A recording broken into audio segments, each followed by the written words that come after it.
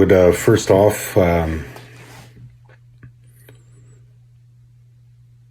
like to acknowledge the life of Tania Marsden. I called her my auntie mama. We were very close when we were young. When I was young, I was 11 years old at the time of her disappearance and her murder happened. This is going to be very hard for me to talk about. I'm going to do my best to be very clear and not use names. I've already notified several Indigenous organizations. I've already notified Winnipeg Police by email. But I also feel that the public needs to know what had happened if they try to dismiss it. The events leading up to Tania Marsden's disappearance, there was a incident with a Winnipeg Child and Family Service worker who was also a peace officer. And he was a peace officer at the time. And this incident report actually had evidence, would be enough to actually lay criminal charges on this individual. Tania Marsden, weeks before, was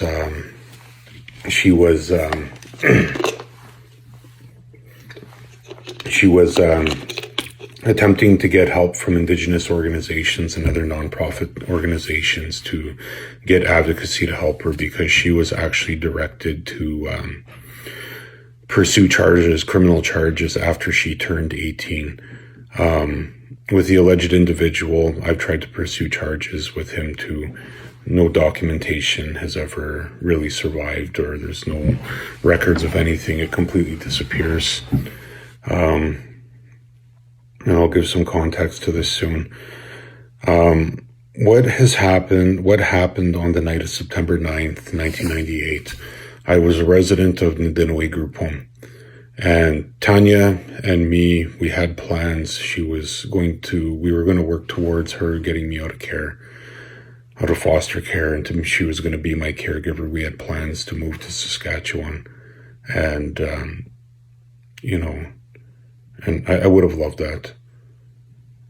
And that night when I was at Nadinaway, she was out on her 18th birthday. She had already moved out because she was too old to stay there, reached the age of majority.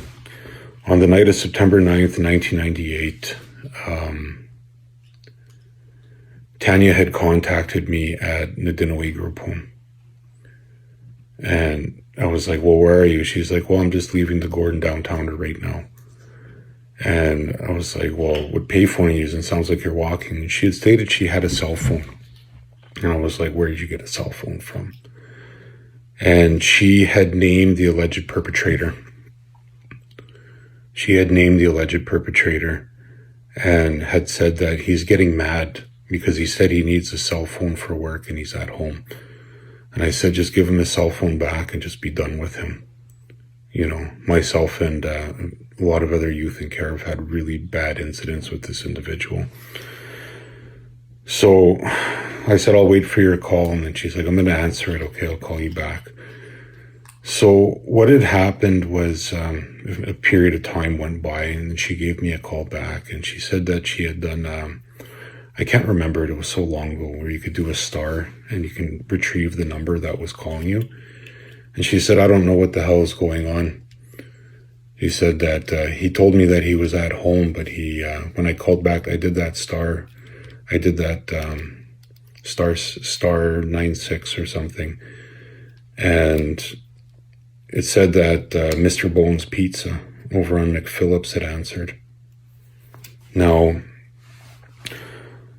she says, okay, well, I'll just meet you at the Gordon. I'll meet you at the Northern Inn Hotel, and we'll go from there. We'll go to my auntie's, and my auntie or my friends, I can't remember specifically. And what she had told me was, she said she was getting scared. And I said, well, why do you have his cell phone? And what she had told me was that he had promised to help advocate to get me out of foster care. He had made her all kinds of promises that, that no harm was going to happen to me or her. And he had made made references that, like, oh, it'll be okay. I'll write letters. I'll make sure that this happens. I said, I'll meet you. And I said, just throw that cell phone out. And and she said, okay, I will. And we started walking. I started walking to the Northern Inn. I got there probably at about 10:30, 10:45 p.m. at night. And I saw Tania out front, and she gave me a hug. And what had happened was I saw her and the alleged perpetrator that I named to the organizations on Winnipeg Police. And he was standing there. He had a black t-shirt on. He had jeans, light colored blue jeans, black shoes. And he had also had driving gloves with holes on them, on the knuckles. So he had actually opened the car door, and they were in the car. And, everyone was partying. Everyone, it was kind of a loud scene out front of the Northern that night. And I was standing talking to a couple of the individuals that were there. And the individuals that were on the description, the police pictures that were wanted as suspects, were actually people that she had met at the Gordon Downtowner. I asked that you guys come forward too and make a statement to police. Don't hide from this. I understand where the intimidation factor came from, and I'll cover that here. So during that time, I was talking with this one of the individuals that was drawn, the other two ladies that were there, and she had gotten to this dark navy blue Chrysler that was driven by the alleged perpetrator. And what had happened was, a few minutes had went by, and I kept kind of looking at the car. There was a Duffy's taxi out front of that blue car. The license plate was obstructed by, there was I think there was like a fire hydrant or mailbox or something. And I couldn't see. And then what happened was the car started rocking and shaking. And at that time, I was kind of like, well, what the hell's going on here? And one of those ladies like, oh, that's it.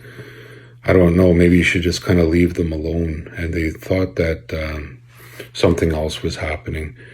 And as the car kept shaking, what happened was the horn started honking, and the car was really rocking back and forth. And at that time, I was 11 years old. I couldn't really, I was trying to process what was going on here. And then I was like, well, that's this, I think that's so-and-so. And I said, we better go help her.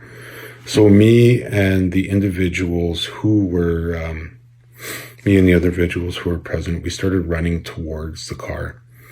And what had happened was the car had actually sped away. The car had sped away, and it kind of did a burnout, and then it kind of stopped in the middle of the road. And then the car was still shaking violently. And then it sped off, and then we were kind of wondering what the heck was going on there. And then they were like, oh, and then the lady was like, I think something's wrong. And I said, well, someone needs to call the police. And I was like, well, call the police. And I tried going in the Northern Inn to try call the police, and the bouncer was like, oh, you can't be in here, you're too young. I was 11 years old, fair enough.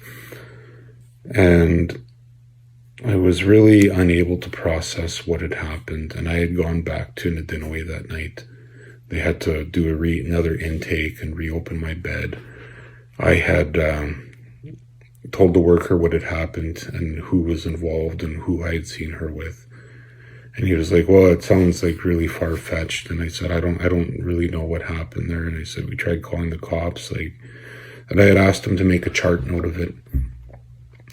Now, what had also happened was, weeks gone by, and then the police actually came to Nadinaway to actually notify me and ask questions about it.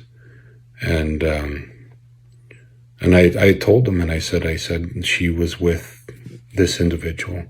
I said that she was with this individual. He was calling here from her cell phone, and the Winnipeg police constable had told me no. He's assisting with this investigation too. And they had told me he is a peace officer. He would never do that. I had tried telling him, yes, this is what happened. What had also happened too is some time went by in a way, and I was there during the daytime. And the director at the time, who I'm not going to name, the police can find that out, had actually, tried to, articulate what I was saying. And he was like, oh, this can't be true, The Nadino aid worker had also done that star thing, and they had actually written down the cell phone number. The director of Nadino had called back that number, and the alleged individual answered the phone. And all I heard him say was, oh, fuck, I don't know, this is so hard to deal with this guy. I can't deal with this guy right now. And he's like, well, if they call back, they'll make a note. I don't know if that case note was there. And what the worker had done, the night shift workers, he had made double copies because it was so known that this alleged perpetrator and his other victims, that the documentation does disappear. And he had made an identical copy. I don't know if that's still in the archives. I'm praying to our Great Spirit, our Heavenly Father, Creator, that it is still there. Now, what had happened a couple of days later, and I'll give you some context, is the alleged perpetrator had shown up to get the case notes of any potential evidence. And when I had seen him, he had a bandage on his arm, and there was blood seeping through it. And I asked him, I said, well, what happened to your arm? And I was completely terrified. And he's like, oh, just, a kid bit me while I was restraining him. And he's like, well, where were you on the night? And then I was like, I was here. And then I kind of diffused it. Yeah, don't worry about it. And I said, okay. And I walked over, and I kind of, out of fear for my own life and safety, because I've had very, very violent incidents with this individual too, the alleged perpetrator. Now, what had happened is that I had actually contacted Winnipeg Police Service to tell them my side and what I had seen and what I had witnessed. And I said she wasn't at the Gordon Down. I was there with her at the Northern Inn. And what had happened was I was met with racism. They had said, no, we've already done the investigation, he said. Native people did this, okay? And I said, no, this is so-and-so. And he said, the peace officer? And I was like, yeah, I'm like, it was him. I saw them. They were scuffling.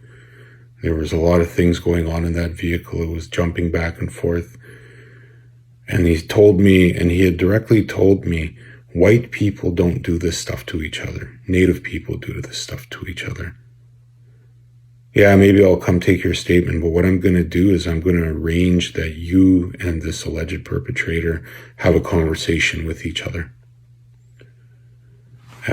Given that time and my size and my age, I was deathly terrified, given the violent history between me and this individual. And I had kept quiet. Now, there was another incident that happened in about year 2000 where I ran into the alleged perpetrator at Winnipeg Public Library, and he was trying to question me. And he was saying, hey, were you at the Northern? You need to tell me the fucking truth. And he started getting in my face. 2 Winnipeg police officers were there, and I waved at them. I said, this guy's saying he's a peace officer. And I told him, I said, and I tried talking about the Tania Marsden. They said, well, they're investigating that, go to the police station. And I left abruptly to get myself out of that situation with this individual. And rather than going to a police station, I ended up running. And I ended up running and getting as far away from that place as I could. And I tried leaving town at that point.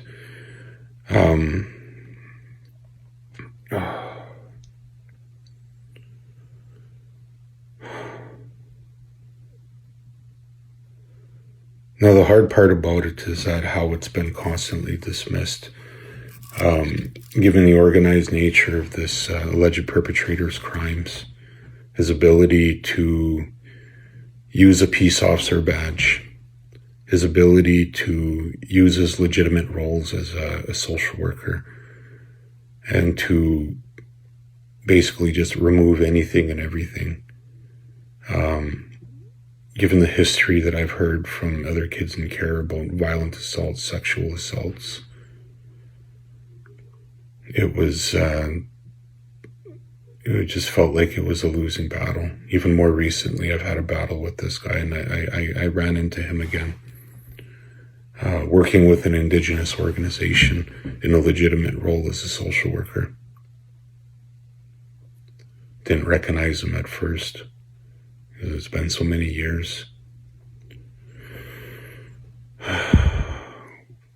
hard part about it was one of the individuals that was drawn on the pictures there. I had actually ran into all of them, and they were like, why are our faces labeled as suspects when we spoke with all the police?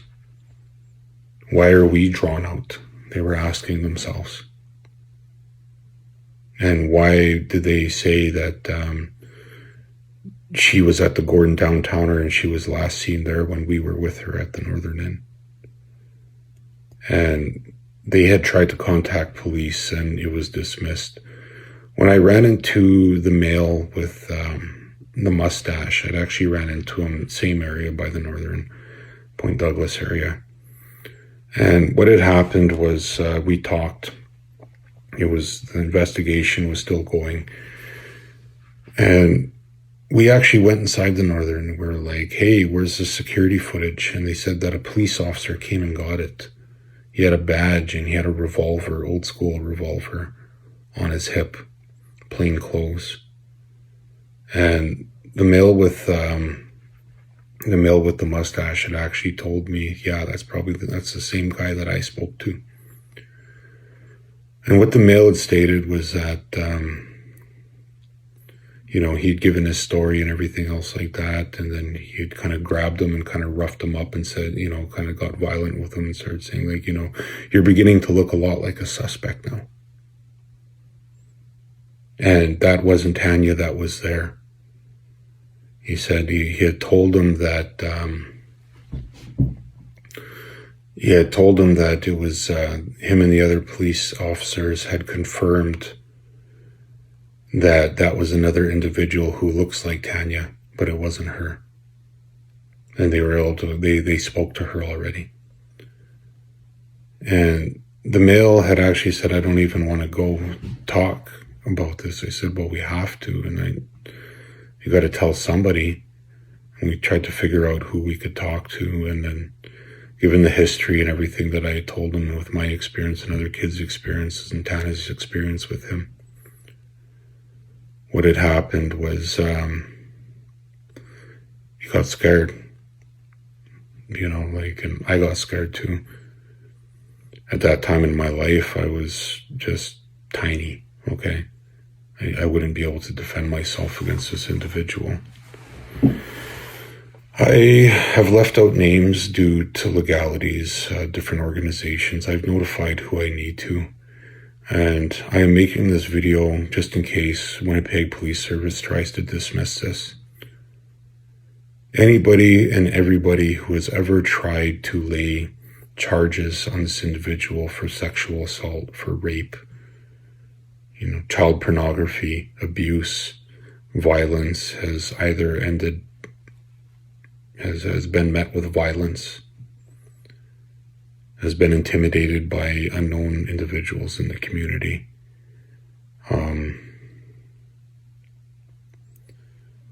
They've all been met with child welfare workers, harassment from child welfare workers stating, that there's child neglect,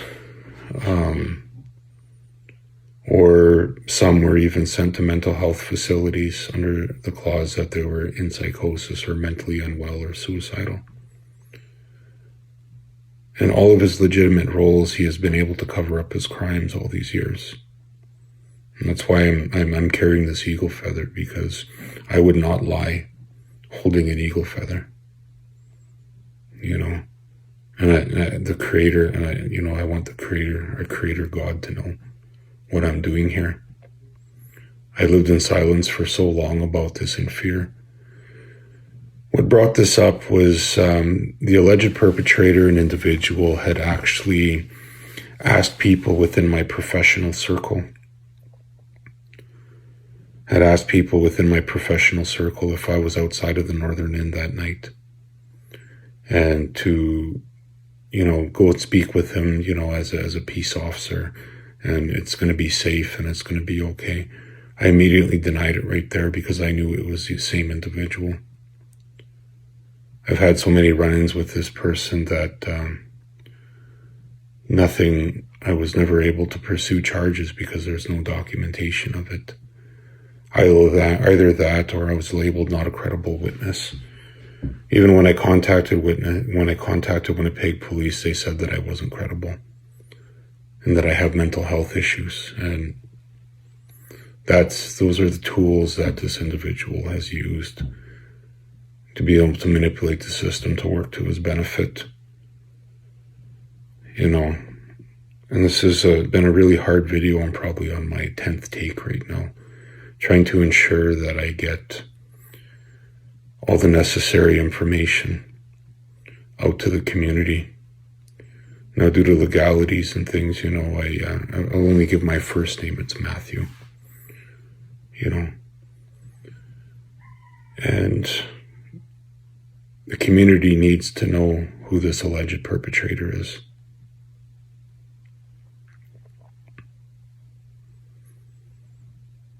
And I will be, it's just so I don't face a lawsuit or anything. And I've already told in the Indigenous organizations around town. I will be updating the community here again once I know more about if the investigation is going to be reopened and where it's going to go.